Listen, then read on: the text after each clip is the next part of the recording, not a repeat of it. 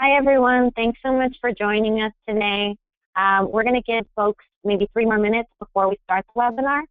And again, thank you so much for taking the time to be with us today.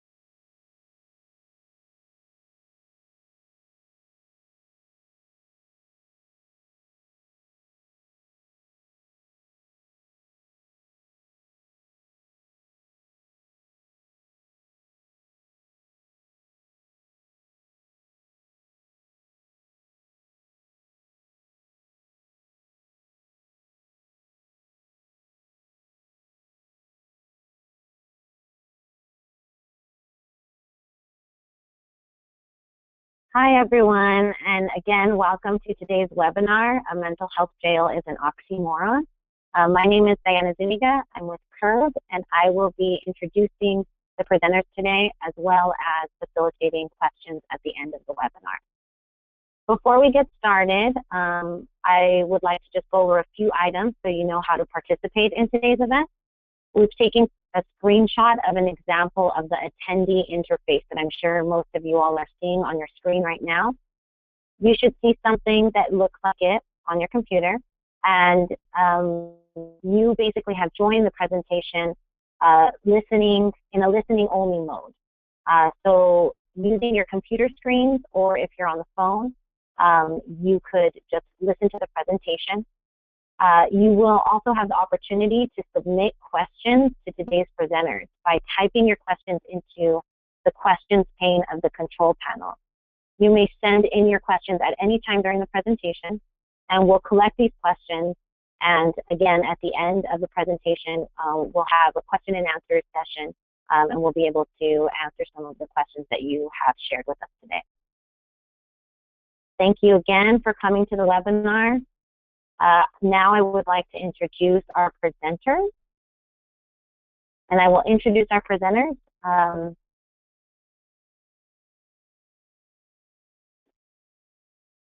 So today, on today's agenda, we have Lizzie Buchen of CURB. She will be discussing mental health jails and the rise of carceral humanism. We also have Marc Anthony Johnson of Dignity and Power Now, and he'll give us a case study and a closer look at Los Angeles specifically. We also have Jess Haney of Critical Resistance. Jess will be talking about the Oakland Power Project and addressing mental health concerns without the police. And then again, we'll have time for questions and answers at the end. Please submit your questions in the questions pane of the control panel. So Lizzie Buchen will start off. Lizzie is the statewide advocacy and communications co-coordinator for CURB. CURB is a statewide coalition of 70 organizations working to curb prison and jail spending, reduce the amount of folks inside, and redirect the savings into alternatives to incarceration, restoring the social safety net, education, and other human services.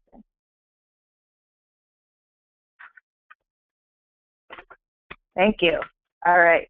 So I'm Lizzie Buchen, and before I get into mental health jails, I want to start with some historical context because the situation that we're in right now with mental health jails is a long time in the making, and I think that the history informs the trends that we're seeing. So in the 50s and 60s, the U.S. closed most of its psychiatric hospitals. These were places that were inhumane and ineffective and basically just warehouse people and were very similar to jails. And closing these facilities was supposed to be the humane option because it was supposed to be accompanied by a move towards community care. And so this is a process that was known as deinstitutionalization. Deinstitutionalization ended up being pretty much a disaster because we didn't end up making those investments in community care. So families became responsible for caring for their loved ones with mental health needs, and those who lacked sufficient financial resources to do so were not able to provide proper care, and this resulted in very high levels of homelessness, substance use, and unemployment for people with mental health needs. Meanwhile, as you can see in this chart, prisons and jails were popping up all over the place and became the default option for addressing many things, including unmet mental health needs. And so, as you can see in this graph, what ended up happening was people with mental illness got out of the mental hospitals, but went into the prisons. And so this graph is only through 2001, but this trend has continued. Here are some more recent stats from California. Just since the recession, when things were exacerbated, the funding for mental health services went down significantly, while the proportion of state prisoners with mental illness rose significantly. And so what we got instead of this deinstitutionalization was transinstitutionalization. And so people with mental health conditions were essentially transferred from one inhumane institution, the state mental hospitals, to another, the state prisons and county jails.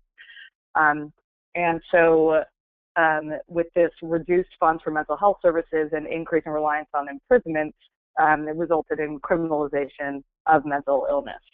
And so with mental illness became criminalized. People with mental illness who may be behaving in a way that makes some people uncomfortable or might draw attention can be charged with things like disorderly conduct, with trespassing, and other catch-all charges.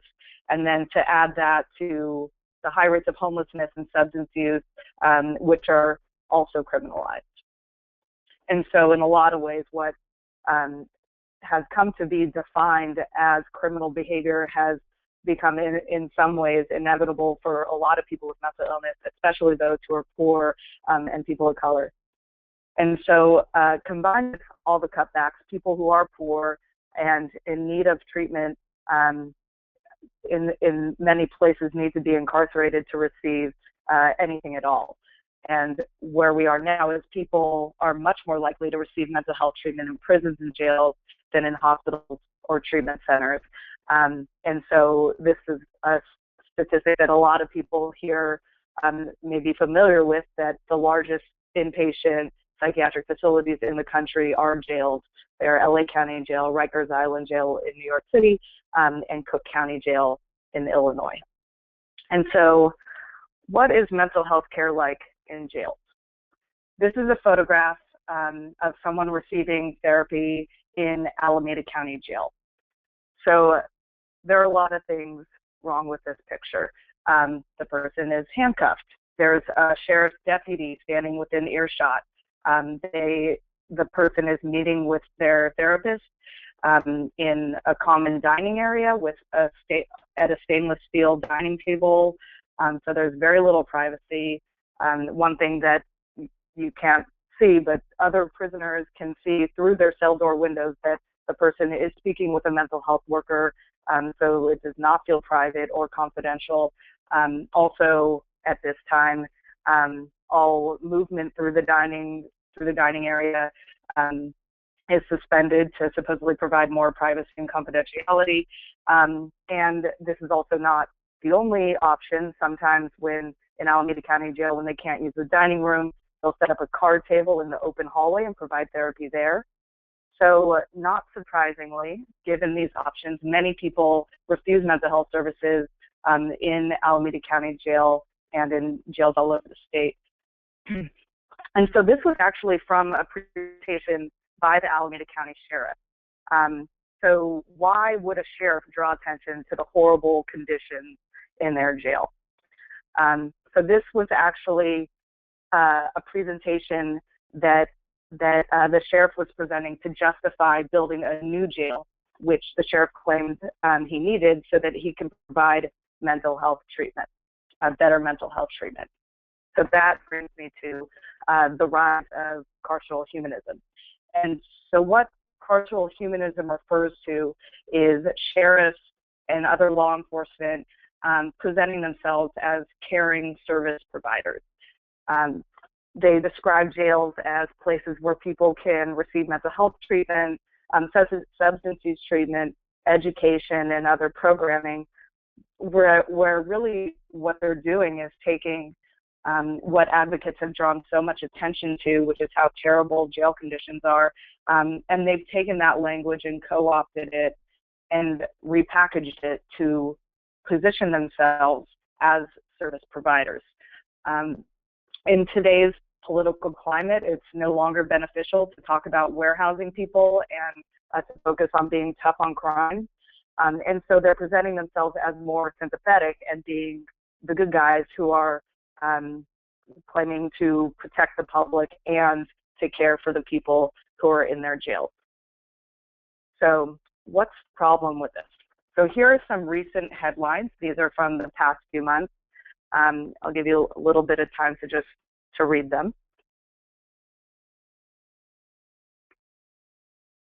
So these are all talking about funding for services and programs in jails.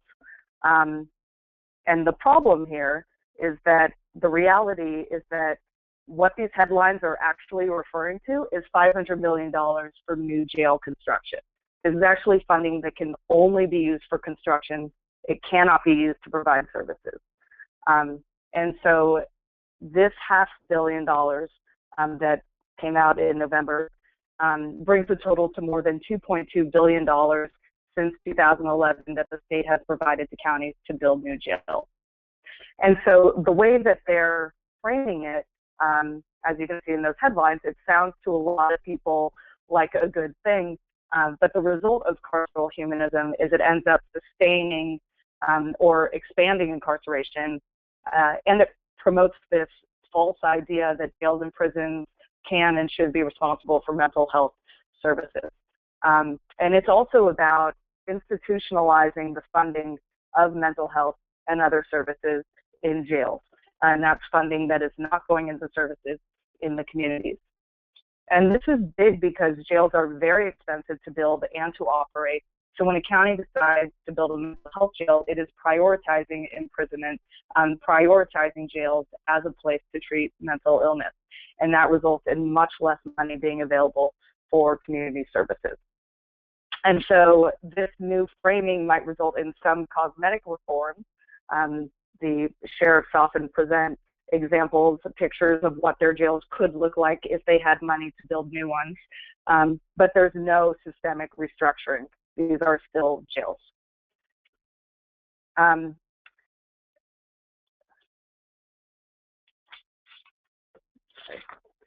And so jails, sorry, I got a little lost. And so jails are, the reality is that jails are not effective places to provide mental illness. People are separated from their families, from their social supports, They have very limited movement, very limited liberty.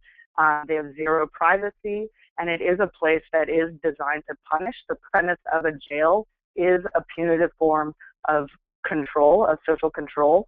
And so not only is this an environment that is traumatic for people with mental illness, but it's also traumatic for people who don't have mental illness. And people who are otherwise healthy can develop mental illness when they're incarcerated. And on top of that, people with mental illness are more likely to be assaulted in jail. They are more likely to be disciplined, and they're more likely to be placed in solitary confinement for punishment than people in jail who do not have mental illness.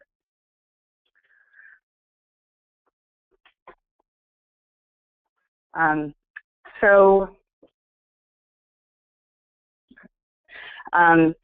there are a lot of alternatives to incarceration that have been successful for providing services for people with serious mental illnesses, including people who have been involved in the criminal justice system. So there's outpatient services and intensive case management. Those are more for people who have less serious conditions, less serious mental health conditions. And then there's also services for people with more serious conditions like assertive community treatment or ACT. And so this is a multidisciplinary team. It includes psychologists, includes nurses, social workers, peer support, counselors, and these are mobile teams that are available 24/7, and so can treat people in their homes or in the communities. They can also, if there's interaction with law enforcement, they can manage that for the person. There's also supportive housing, and so this is often combined with ACT. And supportive housing is helpful for people who experience chronic homelessness and experience frequent crises. So it can help provide that critical stability of housing, and again, is often combined with ACT.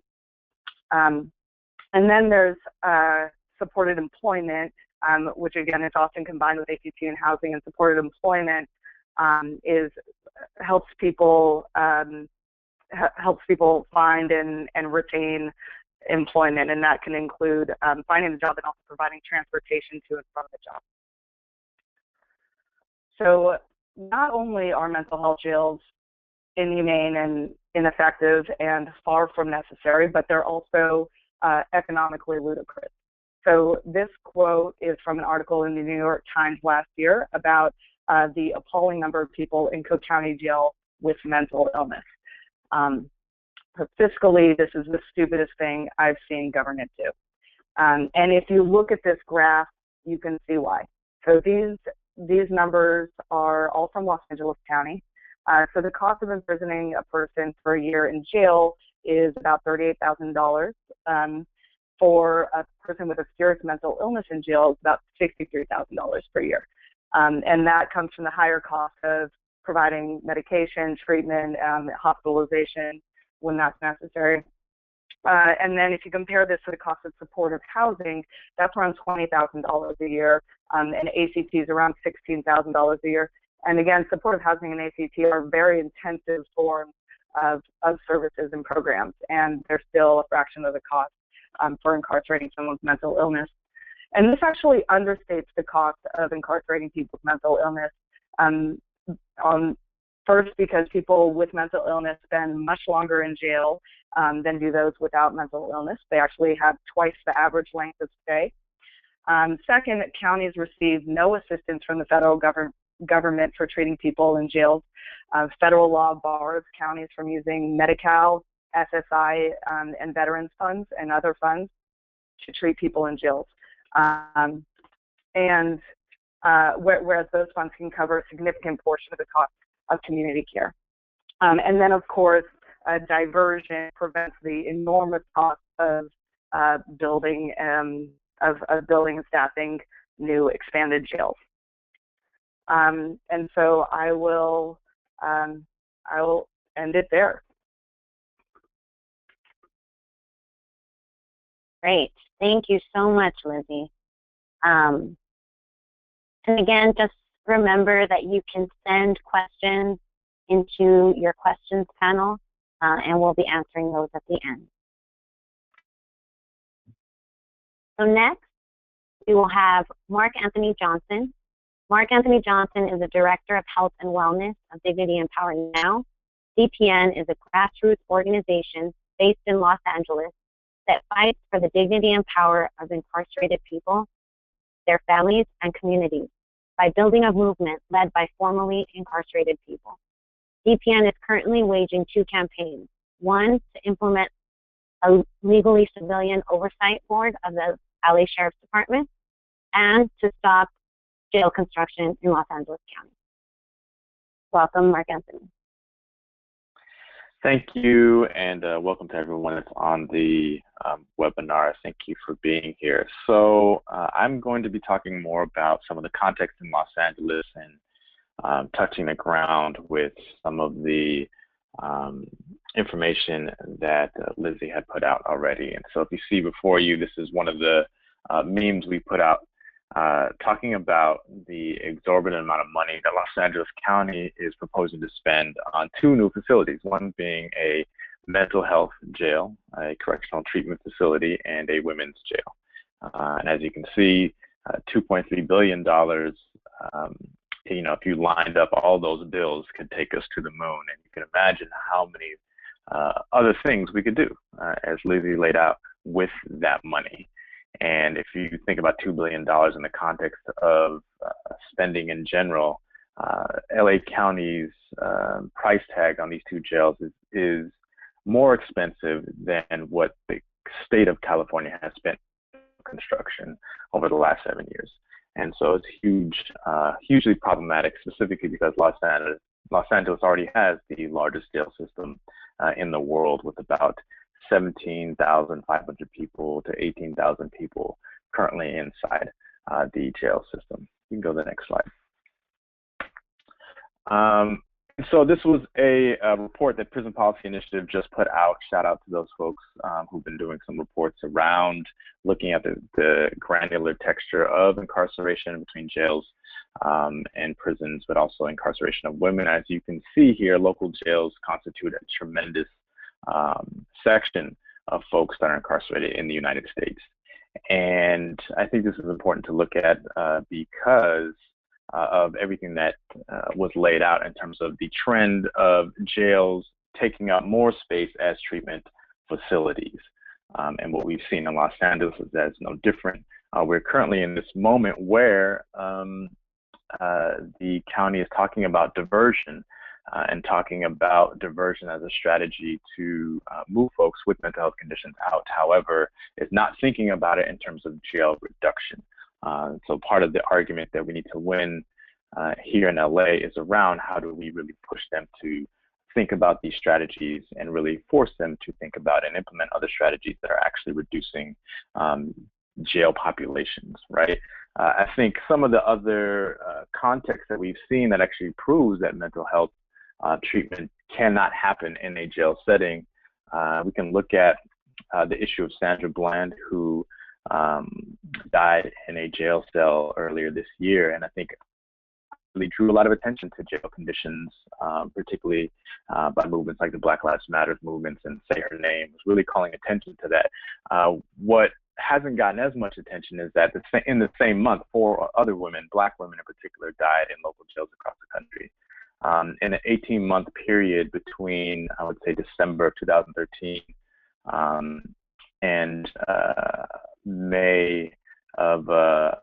August of 2014, give or take a few months, you had several women who died in state prison for women in California. And what's interesting about this case is that all of these women were receiving mental health treatment. And yet they were deemed as suicidal and apparently had lost their lives in that context. I think what's even more interesting about it, this took place in a facility where the federal government had just acknowledged that it was giving proper mental health care to women inside. And so the notion that mental health treatment can happen in a carceral facility is false and oftentimes results in just the opposite. We can go to the next slide. So this is our sheriff in Los Angeles, Sheriff Jim McDonald, who was recently voted in his first year. And a direct quote from him: "When you think about jail environment, it's probably the worst possible place to house or attempt to treat the mentally ill."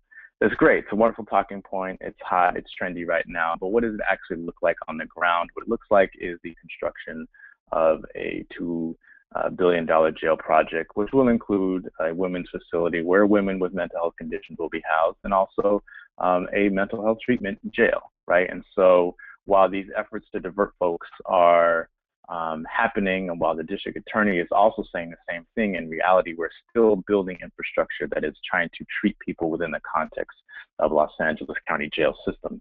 And also, if we look at the intersections of mental health and race and gender, I think it's really important that we look at how our folks that we care about in the communities we're fighting for are articulated in that context. So we know that Black folks are 9% of the county population, 30% of the county jail population, and historically 43.7% of the county jail population that has a, quote, serious mental illness.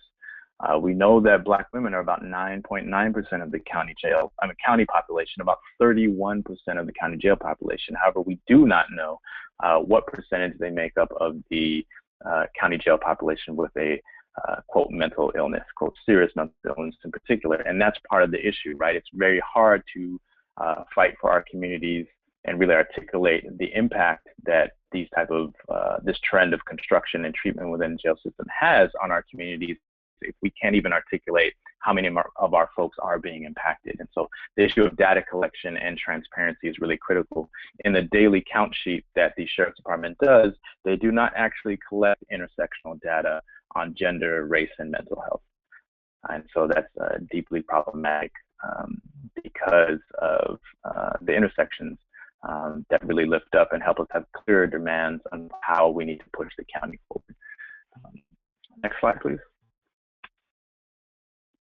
So these are two reports that we had put out, one of them highlighting medical negligence inside of the women's jail. There's a lack of focus on women in particular inside the jail system, and we're seeing everything.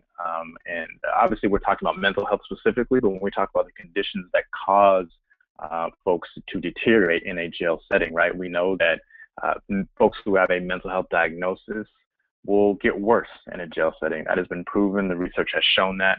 And the likelihood that someone who does not have a mental health condition will be diagnosed once they go into a jail setting, and once they go in, will develop what they call a mood disorder, anxiety, major depression, those type of things. The likelihood that that will happen is doubles, right? And so, as was said before, jailing and incarceration actually produces mental health conditions, particularly for Black and brown folks, particularly for Black and brown women. And particularly for Black folks, if we look at how disproportionately impacted folks are. And so these are two reports that we produce, and you can get them on our website, dignityandpowernow.org.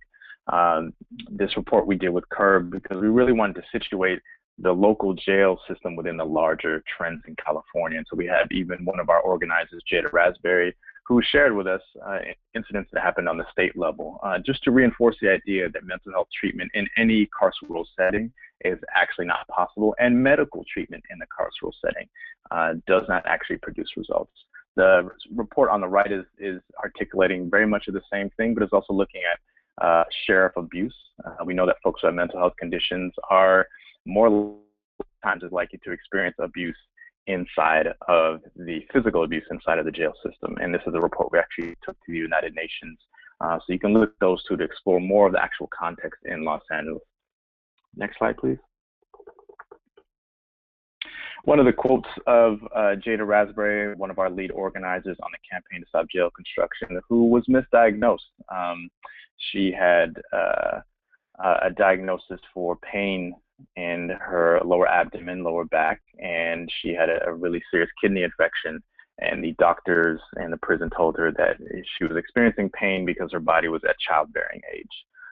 It was not until she really demanded services that they found out she had a kidney infection. She could have died had she not advocated for herself. But once again, this is just an example of one of the quotes that came out of that report. Next slide, please.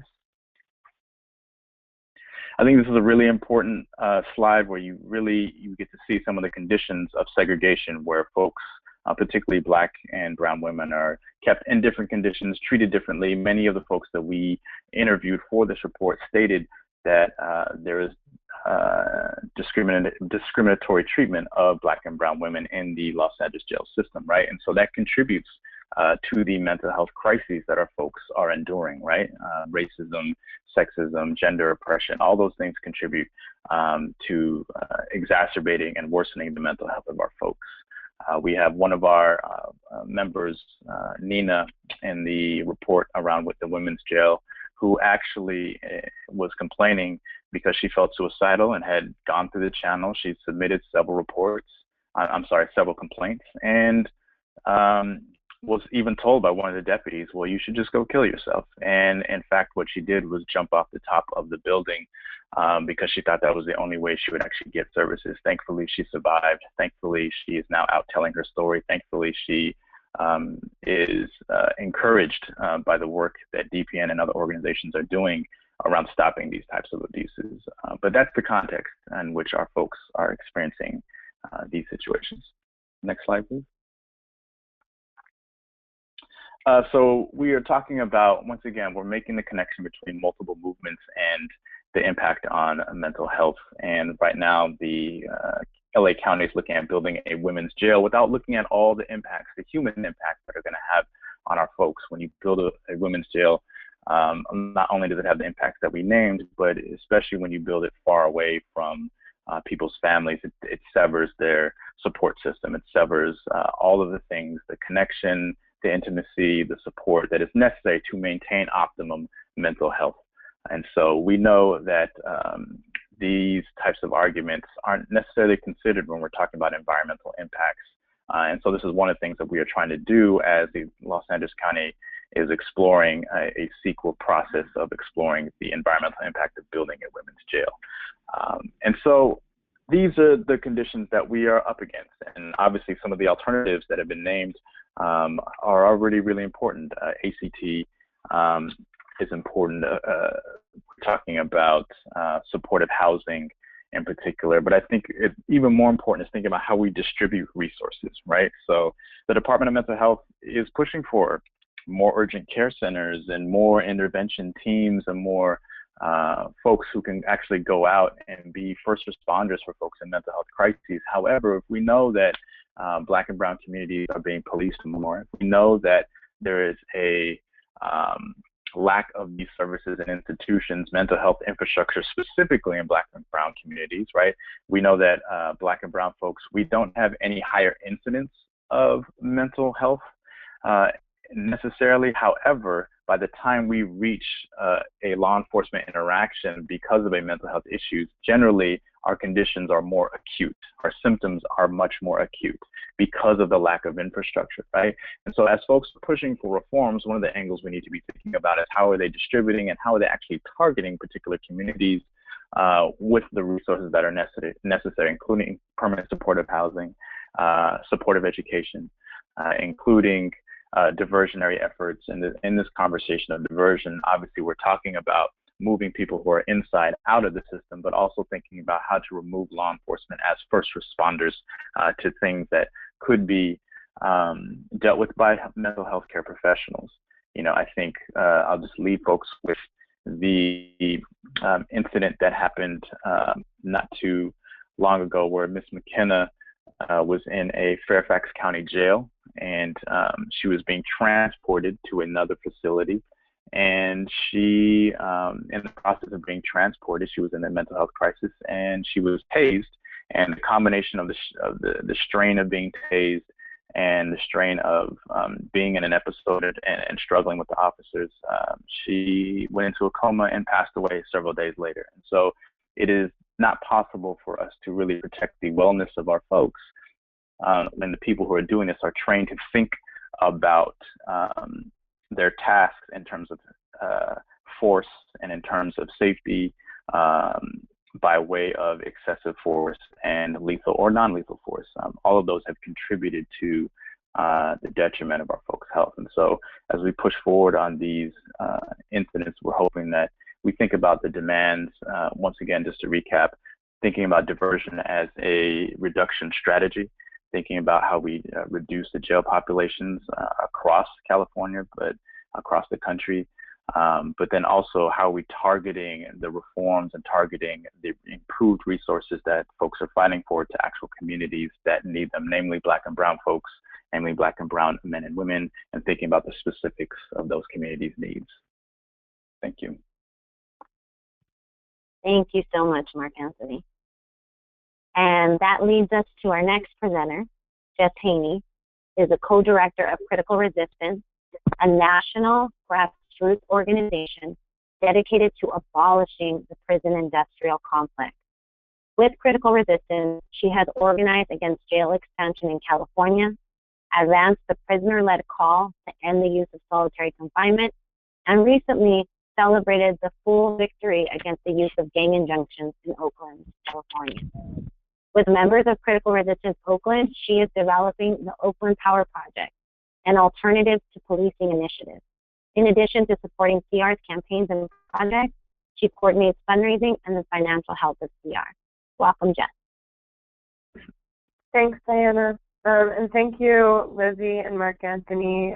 The presentations are really excellent and thorough, and I think have laid a very solid groundwork for me to pick up from. And so in this webinar, which is aptly titled Mental Health Jails Are an Oxymoron, we're going to be jumping to another arm of the prison industrial complex to talk about policing. So Critical Resistance fights the prison industrial complex, which is the interlocking systems of policing, imprisonment, surveillance that are used to address what are actually social, economic, and political problems, which are the underinvestment, divestment that Marc Anthony and Lizzie talked about health, life-affirming resources, and the targeting and social control of communities of color, Black and brown and poor communities. And so in Oakland, Critical Resistance Oakland has selected to continue fighting against the violence of policing following the fight against the gang injunction. We're addressing policing. We're also engaged in the No New San Francisco jail site. But policing we see here in Oakland being a strategic arm of the prison industrial complex to be fighting. And so policing is connected to these jail sites across the state and connected to imprisonment because how people wind up in jail is that they are arrested, have an encounter with law enforcement that involves the use of force because people handcuffed, then brought into a cage. We also know that policing is how communities, for Black and brown communities in particular, are surveilled and controlled. And these are the communities that are most vulnerable to being imprisoned. Therefore, they are most vulnerable to and subject to the violence of policing. And so as I talk about the Oakland Power Project, I'm going to focus less on numbers. I'm going to let the numbers and the anecdotes that Marc Anthony and Lizzie shared lay the groundwork if we understand that encounters with the cops are how people wound up in jails, and the folks who are represented in those really startling charts about people with mental health issues that are imprisoned, had encounters with the police. And so, but you know, I can also bring in the names of Freddie Gray, who died at the hands of the cops last summer in Baltimore, Sandra Bland, who was killed by sheriffs, Jason Harris, who was experiencing a bipolar schizophrenic episode in Dallas, Texas last year when his family called 911 for health support, and the cops showed up, shot, and killed him. These stories are not unique, but they have been surfacing ever more in the news. So that's the issue that we're addressing. So we see this trend in the prison industrial complex of increasing encroachment and co-optation of different services and the idea of mental health care. We see this with policing with Urban Shield, for example, which is a law enforcement and weapons and training expo, where emergency medical technicians, EMTs, and other folks who respond to 911 calls are trained alongside cops, SWAT, and other militarized law enforcement agencies in order to work with them when 911 calls on the ground happen, or in the case of natural disasters. So we're seeing that policing is expanding and encroaching and entangling itself in medical response and medical care. We see sheriffs having offices and departments at hospitals. Cops are called at clinics when a situation arises and people aren't sure how to handle it. So the police are being leaned on, and they're also actively encroaching on services that people need to access to get health care. And we know, just like everyone has said about jails and imprisonment, policing is antithetical to appropriate medical attention. When people are having a schizophrenic episode, when someone is having a mental health crisis, when someone is suicidal, they need access to trained medical resources. They need community support. They don't need the police. As the other presenters laid out, the police are trained to use the force to escalate situations and ultimately send people to jail. So police are not the responses that we need, whether in moments of high crisis or in moments of an exacerbated chronic health condition such as a heart attack. So Critical Resistance Oakland has developed the Oakland Power Project.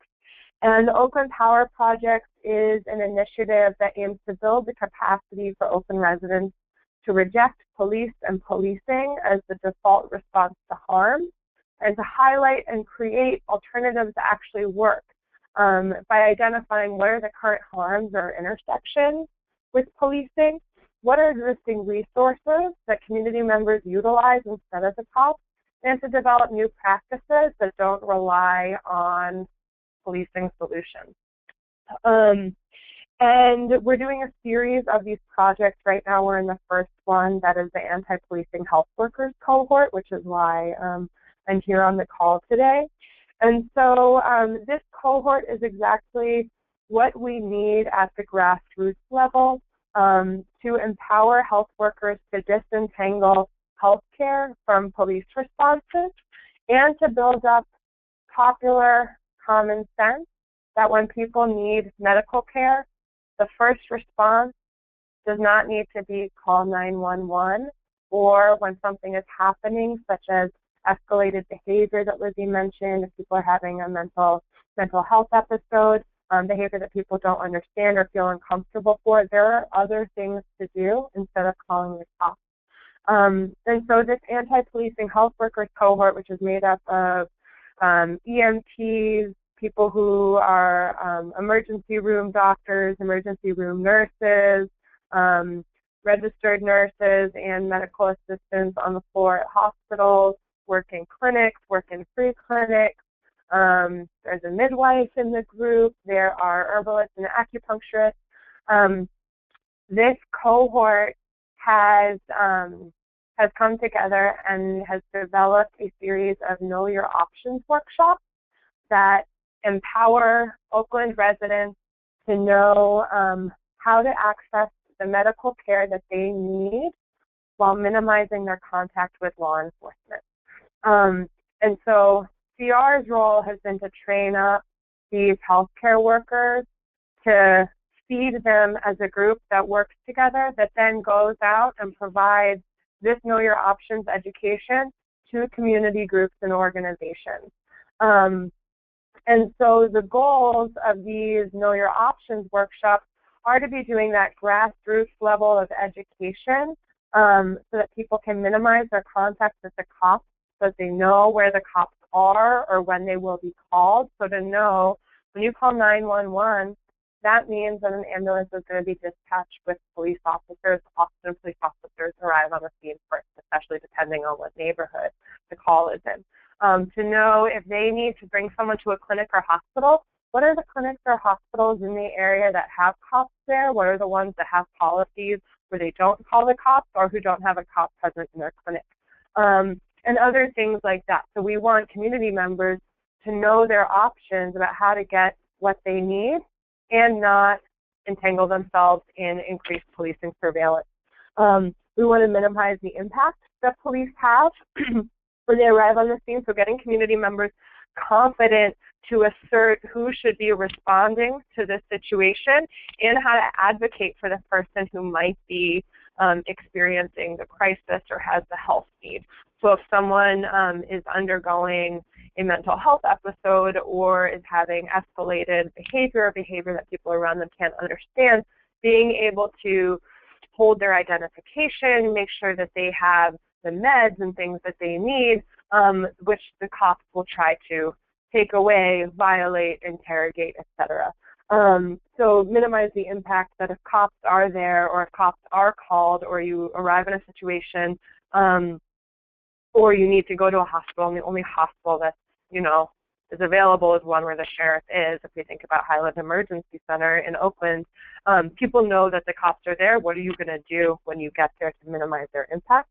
And then make sure that people know what the health resources are so that they know how to suss out what they can do in their local conditions. So in these Know Your Options workshops, there's 3 of them that have been developed. One is around accidents and crashes. So that's things that are high impact, unplanned or unexpected events, whether that's a scrape, a knife stabbing, a gunshot, glass, etc. that might involve an acute medical condition. There's chronic health illness, so heart disease, diabetes, things that might escalate into more of an event or an acute episode. And then there's the mental health and de-escalation workshop. And so what the mental health and that mental health sub-cohort or smaller group has developed in this workshop are tools so that community members feel more confident measuring and assessing what baseline behavior is for folks. So as Lizzie said, often law enforcement are called or relied on when people encounter behavior that they don't understand or that they don't feel comfortable around. So this workshop starts off with developing a baseline understanding that people might have different baselines or that people's behavior might be different across the spectrum, that mental health is a spectrum, and that our responses and people's needs around it will also vary. So there might be someone who has an acute mental health condition but can function fine. There might be someone who is mentally healthy, as might be assessed, but experiences a mental health crisis or episode. So first to instill a stronger understanding in us as grassroots community members of what mental health is, so that people feel more empowered and comfortable engaging or addressing a situation that's either in an intimate home setting or out on the street in public. Then the workshop goes over basic de-escalation skills that can be used in order to manage oneself and the people who you are around in the moment, so that people are grounded and are able to make good decisions and help identify what health care is needed or minimize contact with the cops while staying cool. And then maps of where to go, what the resources are to call, and a knowledge of what the landscape is to get people what they need in that moment around mental health care. So this is a grassroots level education project that must go hand in hand with other campaigns. But we're focusing on building up grassroots knowledge and confidence so that when the cops are trying, or sheriffs who are building jails are trying to say, oh no, cops are the appropriate first responders, or we need to be on the scene, or we're going to be on the scene anyways, so cops have to be fill in the blank trained to respond to schizophrenic episodes, etc. We're working on shifting that popular common sense to reject that notion and to say no, policing fails. Oh, Lizzie, let me take a peek. You can switch to the next slide. Yeah, so policing fails Oakland. So this is a grassroots campaign that has to be connected to and is connected to the ongoing fights against imprisonment, such as the latest fad of mental health jails, fighting Urban Shield, which is that law enforcement and weapons training expo that is inserting or further militarizing emergency first response. Potential campaigns that, you know, CR is not engaged in, but that we're working on dreaming with healthcare workers is, what would it look like to decouple your healthcare sites or places where you work from law enforcement? So what would it look like to get cops out of hospitals or to develop stronger no-call policies in clinics? And we know that ultimately the larger campaign is really all of our fights against the TIC, and where Marc Anthony landed is that it is about priorities and investment. We need to be shifting priorities so that they are life-affirming priorities, not ones such as imprisonment and policing that are about social control and punishment. This can be fought on a number of fronts. This slide here is just one of our postcards for the Oakland Power Project to show the level of investment that Oakland pours or squanders on policing versus what they're investing in those life-affirming solutions. So Lizzie, you can switch to the last slide. So the goal of the Oakland Power Projects, you know, as we roll them out, is to advocate for a strong decoupling of policing from the resources that actually make us healthy. So we want quality healthcare, want housing, want food, work, education, vibrant cultural life, and social support. We want freedom. We know that if the police are called on or are the only resource that people think are available to address crisis or to intervene in problems, then we won't be as powerful at the grassroots level, demanding divestment from policing and investment in what actually makes us stable, free, and healthy. So the Oakland Power Project's anti-policing health workers cohort is the first initiative and attempt at doing so. And with the mental health Know Your Options workshop, we really want to be empowering community members to begin to see what is possible at the grassroots level for addressing mental health. And then in those moments of acute crisis or ongoing care, knowing how to get that without engaging in with law enforcement. So I'll leave it there so that we have a minute for questions. Yeah, thank you. Thank you so much, Jess. Appreciate that presentation. We'll go into questions right now. We have a few questions that folks have sent. I also just wanted to let you all know that we have included some of the handouts that were talked about in some of the presentations. So you can see there's about 4 handouts. One is the 7 reasons why mental health advocates should fight prison and jail expansion. We placed the 2 reports that Dignity and Power Now worked on, and we also placed the Prison Policy Initiative report as handouts that you all could utilize in your advocacy efforts. So we have kind of a few questions that folks have sent in. The first question is, we have heard that people with a particular degree of illness require confinement. How do you think those folks will do better in well-supported mental health hospitals or different alternatives? How do you feel about forensic commitments to the state hospital system? Is there a particular panelist that would like to take this one on?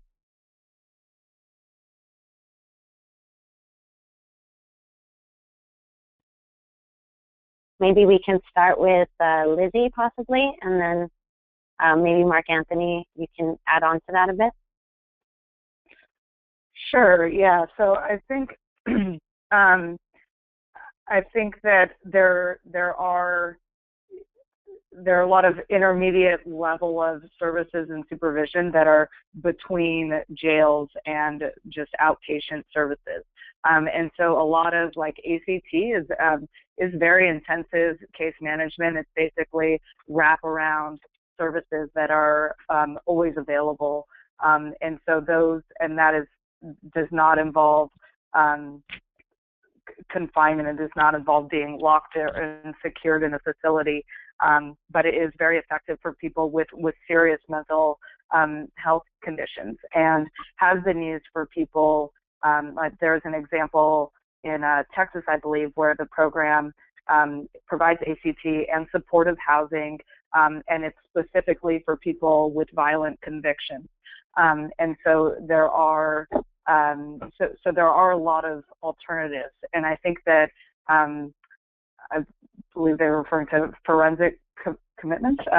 I think that those can be really problematic, and are often overused, and that's actually kind of a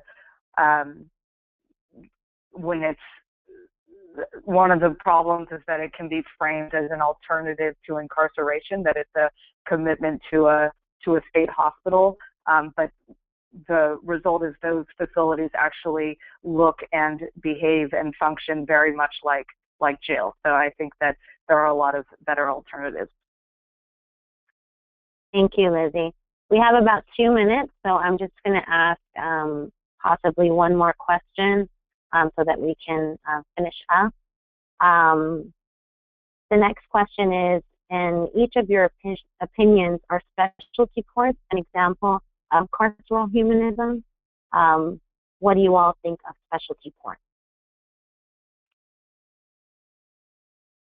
Maybe Marc Anthony, you can take that question off. Yeah, can you hear me? Yes, we can hear you. So yeah, I mean, I think the role that courts play, it's an interesting question, right? Because I think for many of us, the goal is to make sure that folks who have mental health conditions aren't in jails in the first place, right? So how do we eliminate first response being a police issue? How are we making sure that those other services that have been named, those other infrastructures that have been named can catch our folks before the courts do? I think there's the issue with having courts is how is it connected or tied to penalties of incarceration?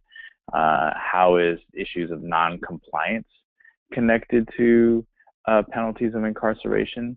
And I think that's where we start to get into this situation where these courts can serve as temporary fixes that just reinforce folks ending up in jail, right? I think this is one of the narratives that we've seen law enforcement talk about around Prop 47 in Los Angeles, that if you're not threatening people with jail time, then they are going to either commit more crimes, or there's going to be an increase in risk to public safety, or people are not going to go into treatment. And I think we really have to unpack that and really have to push back against that and really look at all of the alternatives and really look at a public health model that isn't penalizing folks in that way. So that's what I would say. Yeah, if Thank you, I Marc. could just on that real quick. Is that okay, Diana, for like 30 seconds? Yeah, we're just at 1 o'clock, so if it can just be quick, that'll be great. Great. I think that part of an abolitionist practice is building up the resources that we need while strategizing how to be less reliant on what already exists and to erode that. So right now, those court systems have been developed as alternative court systems. We're not saying that everything needs to be shut down immediately, but as Marc Anthony is saying, building up stronger resources at the grassroots level in order to build a preventative society is going to be necessary for addressing, these specialty courts that I would say are like Band-Aid solutions or quick fixes to systemic problems that we still see coming up. And so, the courts are one manifestation or one arm of the prison industrial complex, but it's just another way that the prison industrial complex is trying to address, what these actual harms are, but in a way that's connected to law enforcement and connected to the threat of imprisonment. And so it's going to take really raising the floor of what we think is possible and what we have to stand on in society in order to long-term eliminate the use of those systems. Thank you, Jess. So I know there were a lot of other questions that were circulated. Unfortunately, we didn't have enough time to answer them, but I will share them with the presenters, and we'll follow up with some possible answers and additional resources. I know that there is also someone that's interested in getting information around the Oakland Power Project. We can also share that information and in a follow-up email. Just to let you guys know, we will share some of these resources in a follow-up email. Again, thank you so much to our presenters, our experts in this field. We really appreciate all the energy and time that you give to the work that we're doing collectively. So thank you for being here, and thank you for sharing all of your knowledge with several people that are on the webinar today. Thank you. Thank you to everyone for attending today's webinar. A mental health jail is an oxymoron. If you have any other questions, please contact us at CURB and we can direct you to our member organizations. You can also visit all of our websites to get more information. Once you leave today's webinar, in a few hours, you will receive a survey on the presentation, and we would appreciate if you would complete that and provide your feedback. We would love to have future webinars and want to incorporate the feedback that you all have after this one. You will also receive a follow-up email within 24 to 48 hours with a link to view the recording of today's webinar and additional resources that were talked about on today's call. On behalf of CURB and all of our presenters, thank you so much for joining us today, and we hope you have a really great day. Thank you.